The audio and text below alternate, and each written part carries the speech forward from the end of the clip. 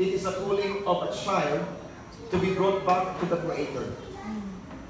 And some of us, maybe, every time we are invited in a dedication event, we would always say, because it is now the requirements of religious groups. But actually, in-obey sa bata. Pero actually, ang pinag-heart, it-pick up ka mo niya because she believes in you.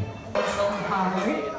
You will grow up fulfilling the destiny that God has prepared for you, and that you will reach your full potential.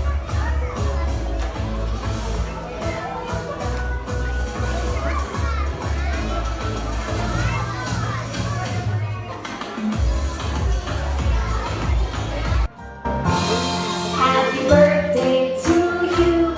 Happy birthday to you.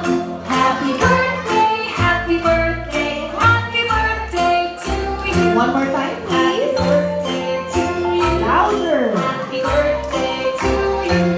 Happy birthday, happy birthday, happy birthday to you.